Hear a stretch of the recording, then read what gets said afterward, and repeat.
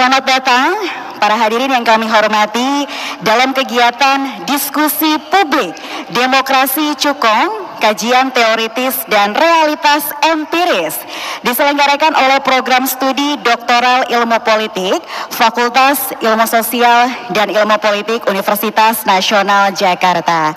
Yang saya hormati Profesor Syarif Hidayat, MA PhD, yang hari ini akan menjadi keynote speaker kita. Yang saya hormati Profesor Burhanuddin Muhtadi, MA PhD, Guru Besar UIN Syarif Hidayatullah, Jakarta. Selamat datang. Yang saya hormati Profesor Wod Farhan Khot, peneliti senior dari KITLV, dan juga yang saya hormati Bapak Dr. Penny K. Herman, SHMH, anggota DPR RI. Yang saya hormati Profesor Fedi R. Hadif, akademisi University of Melbourne, Australia, yang bergabung di tengah-tengah kita ini.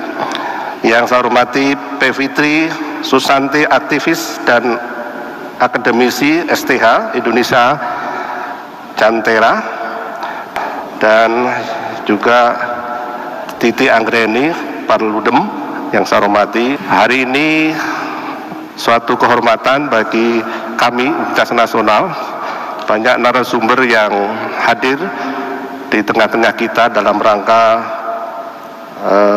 diskusi publik yang bertema demokrasi cukong, kajian teoritis dan realitas empiris.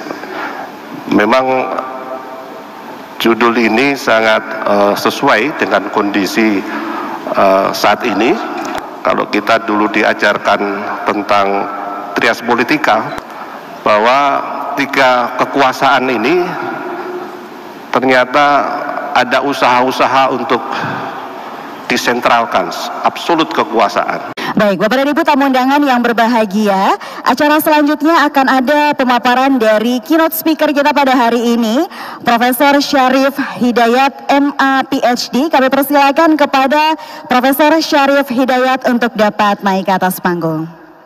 Bismillahirrahmanirrahim. Assalamualaikum warahmatullahi wabarakatuh.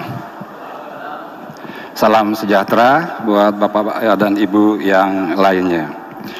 Baik, sebelum saya menyampaikan materi utama tentang demokrasi cukong ini, izinkan pada awal ini menyapa teman-teman yang menjadi pembicara dan juga tentunya para peserta seminar kita, baik yang online maupun yang hadir offline.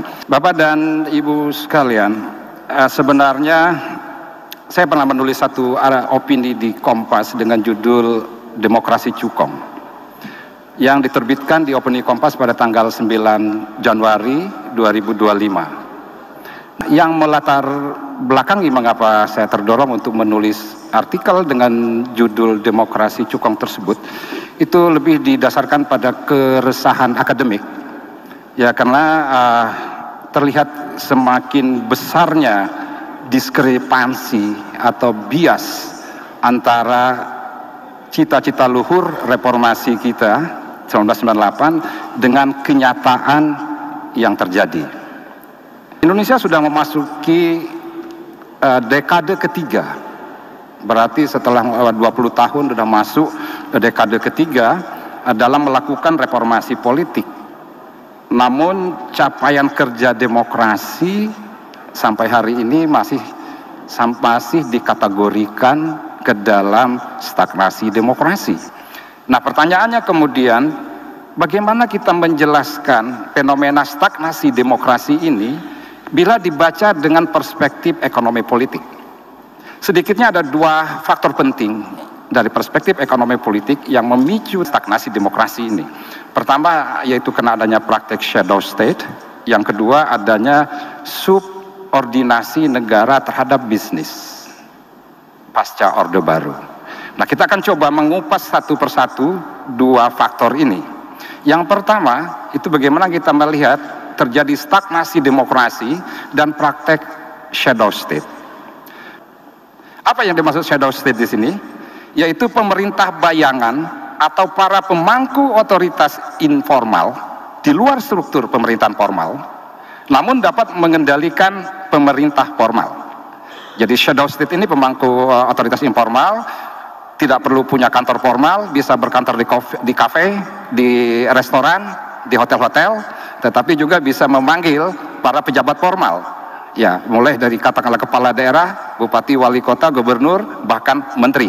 Dan untuk membicarakan kebijakan-kebijakan dan keputusan-keputusan penting berkaitan dengan penyelenggaraan pemerintahan. Nah, sekarang kita masuk ke faktor yang kedua. Faktor yang pertama tadi shadow state yang menyebabkan terjadinya stagnasi demokrasi. Yang kedua yaitu karena terjadinya pergeseran relasi bisnis dan politik di Indonesia. Nah, ini nanti juga perkawinan antara shadow state dan terjadinya pergeseran relasi bisnis dan politik di Indonesia, ini nanti akan mendorong munculnya praktik demokrasi cukong. Secara umum dapat dikatakan bahwa karakteristik relasi bisnis dan politik pada pasca Orde Baru atau reformasi mengalami banyak perubahan dan cenderung bertransformasi dari pola korporasi yang bersifat eksklusif tadi cenderung relatif menuju ke korporasi inklusif. Tapi belum titik, masih koma ini. Ada namun demikian. Namun demikian, secara esensial, arena bisnis dan politik di Indonesia masih tetap diwarnai oleh keberlanjutan dari dominasi penguasaan sumber daya politik dan ekonomi oleh segelintir elit, atau apa yang kemudian dikenal dengan terminologi oligarki. Nah, satu di antaranya yang mengatakan ini adalah Bung Fedi Hadis yang nanti juga akan menjadi pembicara kita pada kesempatan ini. Menguatnya peran dari oligarki tersebut, utamanya persekongkolan antara oligarki partai politik dan oligarki kapitalis, pemilik modal. Nah, inilah yang kemudian dua faktor ini yang kemudian telah ditengarai mendorong terjadinya pergeseran pola relasi bisnis dan politik di Indonesia dari yang sebelumnya pada masa Orde Baru, ini digambar di sebelah kiri ini, dari pola subordinasi bisnis terhadap negara, kemudian bergeser dan cenderung ke pola terbalik, subordinasi negara terhadap bisnis. Dalam arti sekarang, berarti negara yang dikontrol, dikendalikan oleh pihak pebisnis atau kapitalis. Nah, dalam kondisi seperti ini yang kemudian telah mendorong terjadinya praktek demokrasi cukong. Pada periode pasca Orde Baru, para pemilik modal kapitalis mendapat ruang lebih besar dalam politik, utamanya melalui partai politik. Para kapitalis tidak saja berperan sebagai donatur partai politik, tetapi juga sebagai pemilik partai politik. Implikasinya dapat dimengerti bila kemudian para kapitalis dapat mengendalikan para elit partai politik yang menduduki jabatan strategis pada lembaga negara untuk mendapatkan kepentingannya. Nah, kalau pada sisi lain juga terjadi praktek politik transaksional. Nah, ini juga memperburuk suasana kondisi politik kita. Oke, nah apa yang kita maksud demokrasi cukong di sini? Bagaimana kemudian menghasilkan praktek demokrasi cukong?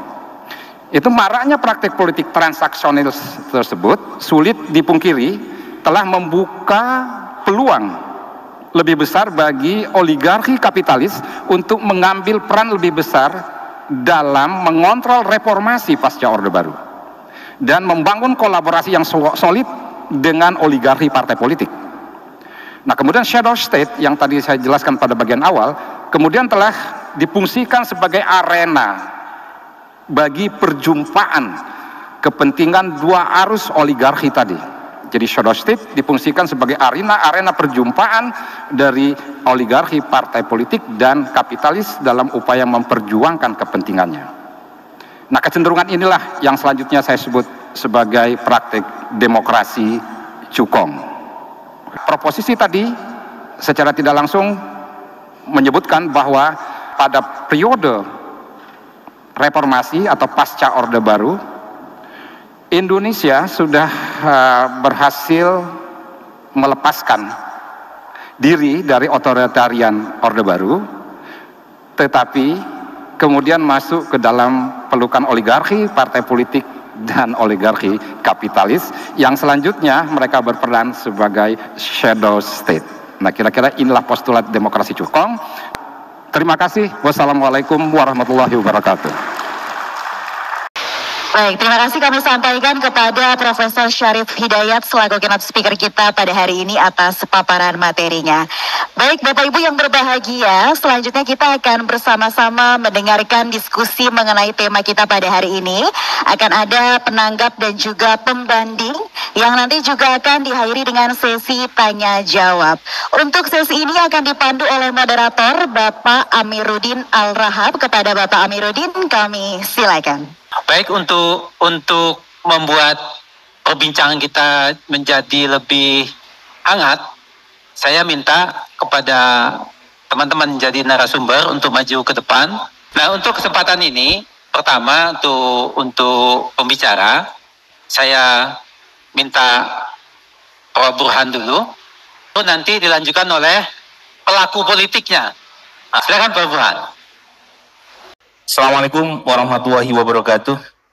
Selamat siang, salam sejahtera buat kita semua. Yang pertama-tama saya ingin mengucapkan apresiasi kepada senior saya, Profesor Syarif Hidayat, atas undangannya. Terakhir kita ketemu di ISEAS 2 atau 3 tahun yang lalu ya, di acara seminar di ISEAS di masa pandemi.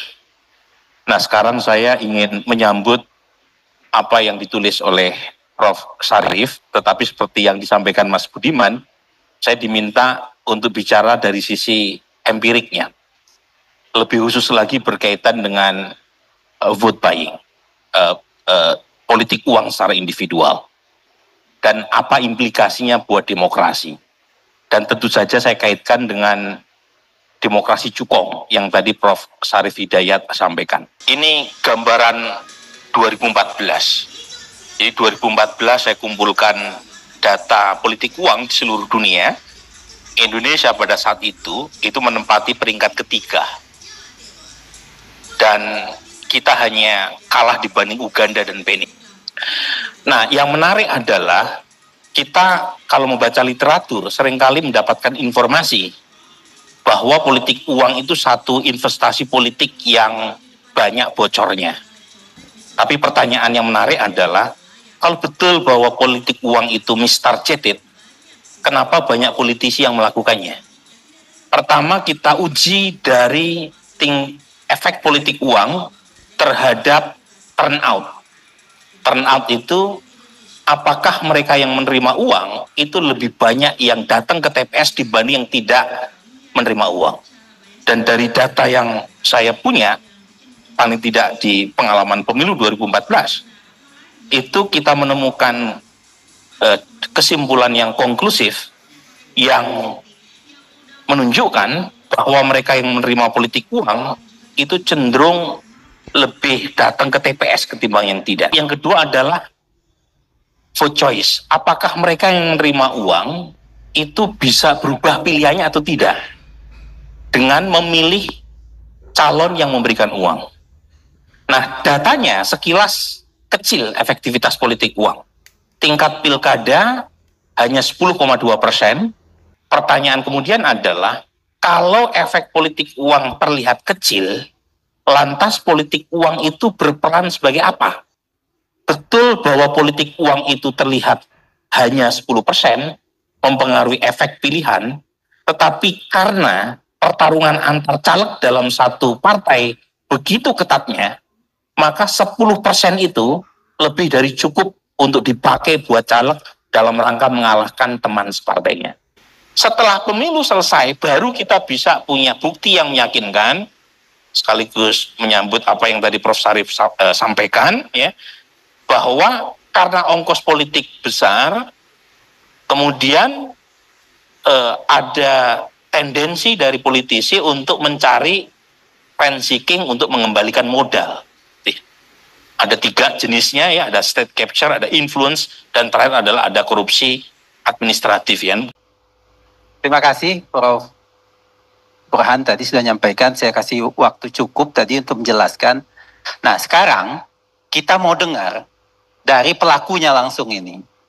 Yang terjadi ini cukong cari politisi atau politisi yang cari cukong gitu kan, itu pertanyaannya nih. Silakan Bang Weni Baik, terima kasih banyak. Saya sudah dikasih kesempatan untuk ikut dalam seminar ini. Apa yang saya sampaikan di sini lebih pada narasi pengalaman, apa yang saya lihat, apa yang saya ketahui. Kalau mau dibilang empiris itu, ya apa yang saya sampaikan ini tentu kombinasi dengan apa yang saya amati, yang saya ketahui dari bacaan-bacaan yang juga tadi disampaikan oleh Prof. Sarif dan Prof. Burhan. Ya. Ada 3 pertanyaan yang ingin saya sampaikan, jawabannya di sini. Yang pertama, mengapa oligarki di era reformasi lebih memilih mengendalikan DPR dan bukan eksekutif? Nampak sekali di zaman Orde Baru dulu, oligarki itu nempelnya pada presiden dan lingkaran kekuasaannya, eksekutif. Tapi di era reformasi ada transformasi, ada perubahan. Bukan lagi oligarki ini tidak lagi berusaha untuk mengendalikan eksekutif, tapi mengendalikan parlemen. Ada beberapa alasan yang saya mau sampaikan. Pada zaman Orde Baru, DPR itu adalah tukang stempel pemerintah. Oleh sebab itu, oligarki merasa tidak punya kebutuhan untuk melakukan pendekatan terhadap DPR. Nah, di zaman Orde Reformasi ini, DPR lebih mandiri lagi. Lebih punya kemandirian dari eksekutif. Mengapa? Di sini saya sampaikan. Yang pertama karena anggota DPR itu dipilih oleh partai politik. Dan partai politik jauh lebih independen dari pengaruh eksekutif dalam menentukan calon-calon anggota dewan. Yang kedua, di mata oligarki, DPR Orde Reformasi itu memiliki kewenangan yang jauh lebih kuat. Apa itu? Fungsi legislasi. Dan pusat kekuasaan legislasi kita bukan lagi di eksekutif. Nah, oleh sebab itu, kalau DPR ini menjadi pusat pembentukan kebijakan, apalagi kebijakan yang ada hubungannya dengan bisnis, maka DPR yang harus lebih didekati. Alasan yang ketiga adalah DPR juga punya hak budget yang juga lebih powerful dibandingkan dengan hak ini pada masa Orde Baru dulu. Dan anggaran-anggaran triliunan itu nggak mungkin jalan tanpa persetujuan Dewan. Anggota Dewan yang terlibat kasus korupsi karena ini tadi. Karena ada banyak anggota Dewan yang menjadi perpanjangan tangan oligarki di lembaga DPR dalam kaitan dengan fungsi anggaran. Yang ketiga, fungsi pengawasan juga. Jadi fungsi pengawasan, fungsi legislasi, dan fungsi anggaran ini dipandang oleh oligarki ini dimiliki oleh DPR. Oleh sebab itu, untuk mempertahankan dan untuk memperluas ekspansi bisnis mereka, ini lembaga penting. Kemudian alasan keempat, lebih gampang mengendalikan DPR daripada eksekutif. Karena apa? DPR itu terfragmentasi. Nah, ini juga dalam kaitan nanti dengan fungsi pengawasan, penggunaan hak angket, penggunaan hak interpelasi, kemudian penggunaan hak menyatakan pendapat. Ini bisa dikontrol oleh oligarki ini. Kemudian juga yang ke-6, jangan lupa, di mata oligarki, DPR itu punya kewenangan tambahan yang juga penting untuk kepentingan bisnis mereka. Kewenangan mengangkat dan memberhentikan Kapolri, Panglima TNI, ya, Mahkamah Agung, Hakim Mahkamah Konstitusi, KPU, KPK. Nah, ini jawaban atas pertanyaan tadi. Mengapa oligarki di zaman era reformasi lebih memilih mengendalikan DPR daripada eksekutif. Kemudian yang kedua, apa strategi yang mereka gunakan untuk mengendalikan DPR? Gampang. Tadi sudah disinggung oleh Prof. Burhan. Yang pertama adalah membiayai partai politiknya. Dalam kaitan dengan hubungan semacam ini, menurut saya partai politik itu nanti akan konsultasi calon-calonnya yang akan duduk di DPR dengan yang membantu, yang memberikan mereka donasi. Kemudian yang kedua, tadi disampaikan, politik uang. Karena terfragmentasi tadi, gampang politik uang. Untuk apa politik uang? Legislasi. Ya, undang-undang bisa pesanan, undang-undang minerba yang baru kita bikin ini, undang-undang cipta kerja, revisi undang-undang KPK ini dia punya turunan semua. Bagaimana oligarki itu mengintervensi, membangun strategi untuk mengendalikan DPR ini. Dari Bang Benny ini kita melihat semakin gelap ini politik kita ini, ya kan? Tapi supaya nggak terlalu gelap, nah saya minta lanjutan ini dari Prof. Fedi melalui online. Ya silakan, Prof. Fedi. Iya, mengharapkan cahaya dari saya itu mungkin salah tempat juga itu, Bung. Karena memang secara realistis itu apa yang dikemukakan oleh Bung Syarif, Bung Burhan, dan Bung Benny itu memang dari angle-angle yang berbeda itu memberikan potret yang menurut saya sangat akurat ya mengenai berjalannya demokrasi kita. Jadi ada satu istilah yang saya ada rasa tidak nyaman sedikit, yaitu istilah demokrasi cukong itu sendiri, ya, karena menurut saya walaupun dalam realitanya sebagian besar dari pemilik konglomerat besar Indonesia yang berusaha untuk mengaruhi jalannya kebijaksanaan di sini adalah dari etnisitas tertentu. Penggunaan kata cukong tersebut yang berasal dari kata Hokkien, ya, itu bisa potensial itu membawa aspek-aspek rasialis yang tidak perlu. Jadi di sini saya menuju kepada salah satu istilah inti yang semua orang sudah pergunakan di sini, tetapi menurut saya mungkin juga dengan cara yang sedikit beda, yaitu kata oligarki. Dan memang sebetulnya ya dalam salah satu konseptualisasi oligarki, yaitu yang dipergunakan oleh saya dan Richard Robinson di dalam buku kami tahun 2004, Reorganizing Power in Indonesia, The Politics of Oligarchy in Age of Markets, itu kita tidak mengerti oligarki hanya sebagai kumpulan atau individu orang kaya. Itu bisa disebut plutokrasi, sama ya, tidak perlu kata oligarki itu.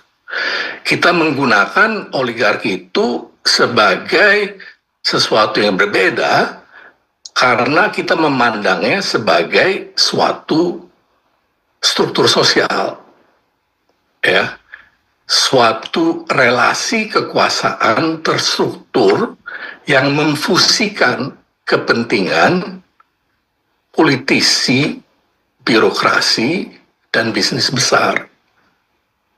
Ya, tujuannya adalah untuk menguasai institusi publik dan sumber daya yang tersedia padanya untuk kepentingan akumulasi kekayaan privat.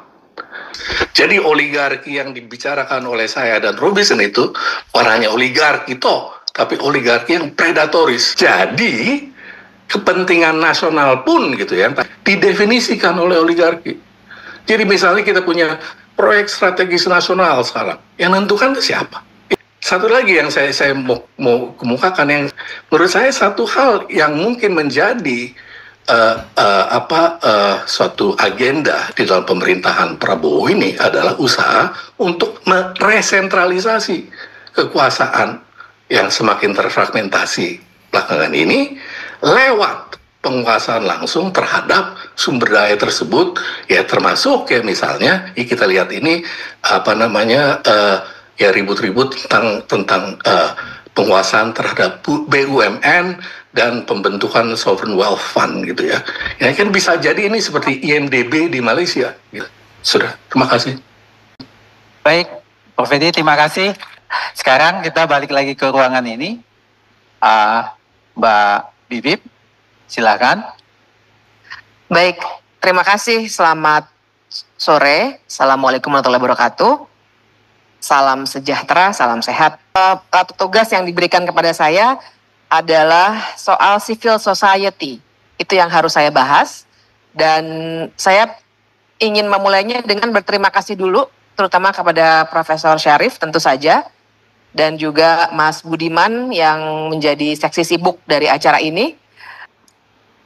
Jadi ada dalam kerangka yang diberikan oleh Profesor Syarif soal demokrasi transaksional itu, saya ingin menyoroti dua hal saja, aspek demokrasi transaksional yang mempengaruhi civil society. Aspeknya banyak, tapi saya memilih dua konsep ini karena pas juga dengan kerangka analisis kita. Yang pertama adalah clientelism, dan yang kedua institutionalist approach. Yang menarik sekali, kita akan lihat apa dampaknya sebenarnya pada civil society. Next slide, klientelisme dan warga. Jadi klientelisme itu kalau kita baca beberapa literatur kan sebenarnya cara pandang atau situasi politik hari-hari ini kan kita bisa baca di level atas itu sebenarnya disitulah ada kerusakan yang ditimbulkan oleh oligarki. Di level tengahnya adalah kartel politik, tapi di level bawah sebenarnya civil society juga rusak karena klientelisme ini. Jadi ada pola relasi patronase dan eksploitasi relasi sosial yang punya pengaruh pada kita, warga, dan cara warga dalam memandang relasi warga dan negara. Penyebabnya pendidikan, kemudian kultur feodalisme yang masih gagal dibongkar melalui pendidikan, dan praktek politik, narasi media dan media sosial, dan lain sebagainya. Kedua, next slide, satu aspek juga yang saya ambil untuk melihat civil society dalam konteks demokrasi transaksional adalah perusakan inisiatif warga oleh institutionalist approach. Nah, apa yang saya maksud dengan perusakan inisiatif warga adalah misalnya pelembagaan yang mengikat secara formal bagi inisiatif-inisiatif warga yang mengikis kreativitas dan juga keberanian dalam aktivisme. Kemudian yang kedua ada andil donor dan juga negara melalui skema-skema pendanaan dalam kacamata institusionalis, sehingga kerja-kerja kewargaan cenderung berbasis proyek dan bertumpu pada kepentingan-kepentingan ekonomi juga pada akhirnya. Jadi saya akan menutup diskusi ini, menutup paparan saya dengan beberapa tawaran isu untuk kita diskusikan nanti. Saya kemarin habis berdebat dengan salah seorang politisi, gelap atau tidak gelapnya kondisi sekarang. Kalau menurut saya memang gelap karena apa yang terjadi tadi dari semua narasumber sebelumnya, kita melihat bagaimana sebenarnya kalau dikatakan, oh kita punya DPR, kita punya Mahkamah Konstitusi, kita punya banyak sekali lembaga negara lainnya, tapi sekarang sebenarnya sedang terjadi upaya untuk menciptakan dominasi politik. Jadi, saya melihatnya DPR sekarang justru tools untuk penguasa yang sedang mendominasi perpolitikan kita. Nah, jadi dengan itu maka kalau untuk civil society, yang bisa dilakukan barangkali adalah, mari kita diskusikan, pertama kita harus keluar dari cara-cara berpikir yang dibuat mapan secara sistematis tentang apa itu organisasi warga yang dalam tanda kutip tradisional. Nah, yang kedua adalah pendidikan kewargaan berbasis hak untuk membongkar klientelisme dan membongkar pemaknaan civics dan posisinya vis-a-vis negara dari cara pikir nasionalistik sempit dan patriotik. Dan yang terakhir, menguatkan jaringan kerja-kerja kewargaan, si NGO tadi, kolektif-kolektif, BEM, serikat-serikat buruh, dan lain sebagainya, dan mendiskusikan sumber-sumber daya alternatif. Kalau tidak, memang kita akan terkurung dalam apa yang sekarang sedang dirusak dalam civil society kita. Nah, barangkali itu dulu, Mas Amir. Terima kasih. Sama-sama mendengar tadi banyak hal sudah disampaikan, mulai dari problem konsep, bagaimana dipertajam, sampai terakhir bagaimana hubungannya dengan hak dan kewarganegaraan. Ya. Nah, sekarang saya mau lanjut ke Pak TP Masa untuk bisa memberikan tanggapan terhadap tadi semua sudah disampaikan. Terima kasih Pak Moderator. Saya kira secara teoritis ya saya hampir bersetuju apa yang diangkat oleh Prof. Syarif. Nah, jadi pendekatan Pak Syarif ini merupakan satu kontinuitas sejarah tentang bangunan struktur ekonomi dan politik kita. Kalau banyak istilah tadi ya, sudah disampaikan sampai kepada demokrasi cukong. Kalau kita lihat dari karakteristiknya, apa beda dengan pada masa kolonialisme? Ciri-cirinya nggak beda. Ciri-cirinya ada dua, satu dominasi kekuasaan politik dan ekonomi. Nah, tadi Pak Ferdi nggak boleh tersinggung juga. Kalau dibilang cukong itu adalah satu fenomena sangat historis. Ada yang keberatan. Saya kira tidak ada yang keberatan. Yang tidak boleh adalah kita menyamaratakan. Tapi cukong itu adalah sebagai simbol orang kaya yang rakus, yang tamak, yang jahat. Itu cukong. Jadi apa yang terjadi sekarang, menguatnya model kepolitikan demokrasi cukong, itu sebenarnya kelanjutan aja Pak Syarif. Jadi jangan cerita, saya setuju dari Pak Burhan, kalau nggak duit, jangan mimpi mau jadi caleg, mau jadi bupati, jadi gubernur, sehebat apapun Anda, sepintar apapun Anda. Nah, yang terakhir barangkali ya, kalau saya hanya ada dua kemungkinan. Satu, munculnya elit baru dengan kesadaran baru ya untuk mendorong perubahan. Tetapi saya agak pesimistik. Yang kedua, tunggu krisis yang sangat gawat. Ketika terjadi krisis pangan, rakyat lapar, baru. Jadi siapa itu yang telah revolusi? Ketika itu akan terjadi revolusi. Kalau tidak ada revolusi, tidak bisa merubah struktur ekonomi politik yang sama ini, nonsen. Saya kira demikian ya. Beberapa catatan. Terima kasih. Assalamualaikum warahmatullahi wabarakatuh. Terus lanjut Mbak Titi. Ya, terima kasih. Assalamualaikum warahmatullahi wabarakatuh. Saya ingin masuk dari apa yang tadi disebut oleh Prof. Syarif tentang bias reformasi. Saya punya 3 komentar soal bias reformasi ini sebagai dari perspektif orang yang menggeluti pemilu sejak 99 secara intens. Jadi ini sudah 26 tahun lah bergelut di isu yang sama.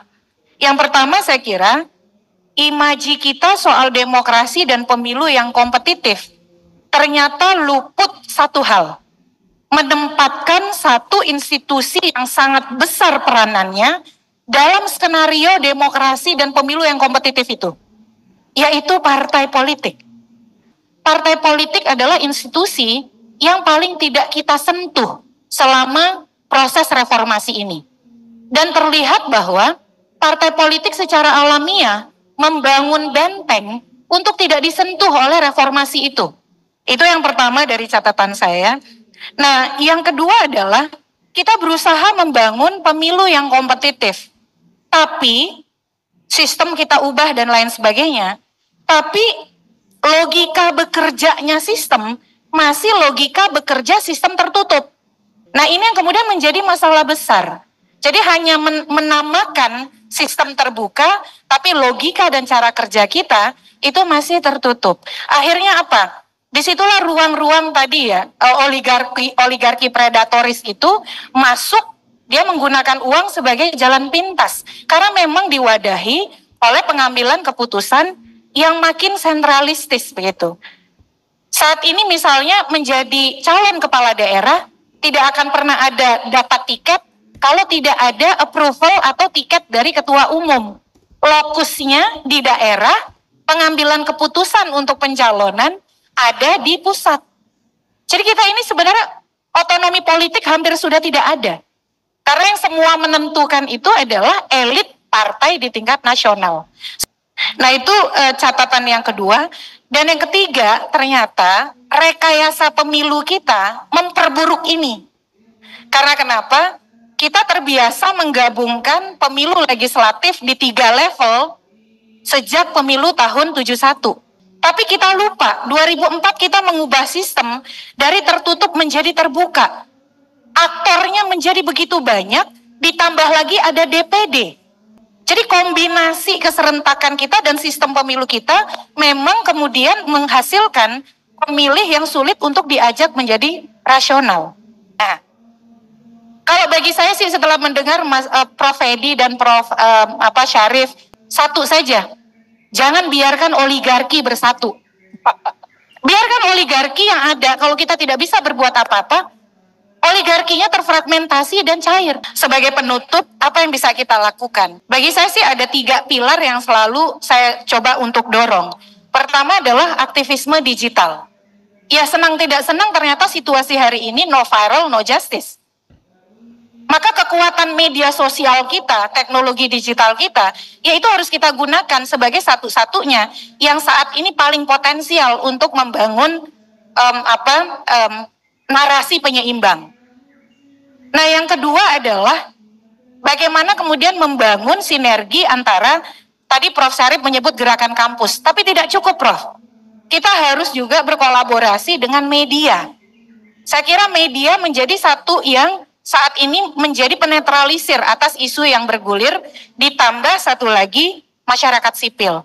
Jadi bagaimana pilar ini, media, masyarakat sipil, dan perguruan tinggi menjadi kekuatan yang menjaga reformasi dengan segala biasnya.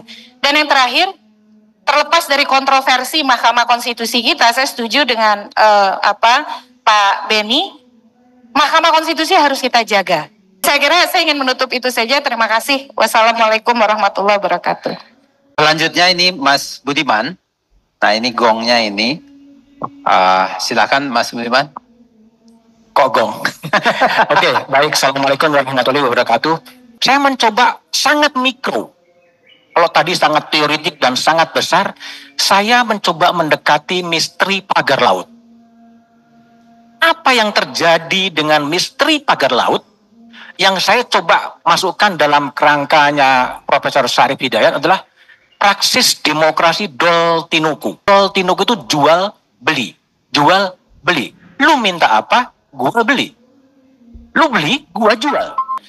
Tapi bagi saya, ini adalah ironi. Pagar laut yang 30 km melalui 4 kecamatan, nggak ada yang tahu. Nggak ada yang tahu sebelum viralogi tadi, netizen memviralkan, baru kemudian heboh. Itu pertanyaan, didekati dengan pertanyaan wartawan. Realitasnya adalah otoritas memberikan legalitas atas pengkaplikan laut dengan SHM, SHGB yang kemudian dibatalkan. Awalnya pemerintah gambang. Tanya Menteri A, jawabannya B. Tanya Menteri C, jawabannya D. Tanya Menteri E, jawabannya apa lagi? Baru kemudian agak reda Setelah kemudian Presiden Prabowo memerintahkan bongkar. Kemudian saya bertanya lagi, mengapa gamang? Mengapa gamang? Mengapa tidak diketahui? Dan mengapa kemudian komunikasinya belepotan? Nah, bisa diteruskan? Dan kemudian saya menemukan jawaban yang mungkin ini juga berbeda. Karena Pantai Indah Kapuk Tropical Concept itu adalah proyek strategis nasional. Begitu mendapatkan status PSN, terjadi lonjakan yang signifikan. Ya, terjadi lonjakan yang sangat signifikan dari saham TANI. Ya, kalau pada 22 Maret 2022 harga saham TANI itu masih Rp421. Ya, pada 2022. Begitu dia mendapatkan status sebagai PSN, harganya naik ke 5.650. Dan dia kemudian mendapatkan saham tertinggi di 11 Desember 2024 dengan harga 19.100. Dan net profit Q3 2024 adalah 992 miliar dalam kurun waktu yang sangat pendek. Ya, disinilah sebetulnya yang terjadi. Dana-dana politik itu bermain di situ. Ya, ini adalah Sarah Breke yang mengatakan institusi negara dan kebijakan publik dikendalikan oleh kepentingan dan kemudian itu dikendalikan oleh kepentingan pengusaha. Atau kemudian state capitalism yang tadi disebutkan sebagai politico business predatory, ada perselingkuhan antara bisnis dan politik dan kemudian untuk mengkapitalisasi kapital dan kemudian seperti itu. Apa yang dicatat dari pelajaran ini sendiri? Bisa diteruskan? Saya mencoba merumuskan, ya, apa catatan saya dan refleksi saya dari Pagar Laut. Demokrasi Doltinuku dalam aliansi politico business predatory menggunakan kekuatan kapital dilakukan melalui financial engineering. Ini adalah orkestrasi finansial dan perception engineering. Mengengineer persepsi bahwa ini adalah saham yang bagus dan lain sebagainya, dijalankan melalui mesin kapitalis pasar modal dan akan menghasilkan keuntungan cepat untuk pendanaan politik. Pertanyaannya kemudian, mau apa? Disitulah saya mengatakan kembali, bagaimana kampus, bagaimana intelijensia kembali bersuara untuk menghidupkan kembali reformasi yang telah mati. Terima kasih. Baik, terima kasih Prof. Sarif, Bu Bapak sekalian yang saya hormati. Kita sudah sama-sama mendengar tadi, paling tidak ada dua catatan yang ingin saya sampaikan dari pembicaraan kita ini. Pertama, kita perlu kembali melihat secara lebih hati-hati kaitan atau berkelindannya kepentingan tiga bagian ini, birokrasi, politik, dan bisnis, dalam rangka menguasai kekayaan atau sumber daya negara ini. Kenapa? Kalau itu kita biarkan seperti ini sekarang, apa yang diperintahkan oleh konstitusi untuk mewujudkan kesejahteraan itu tidak akan pernah tercapai. Itu satu hal. Yang kedua adalah upaya-upaya untuk menghadapi kemungkinan-kemungkinan situasi yang tidak baik-baik saja ke depan.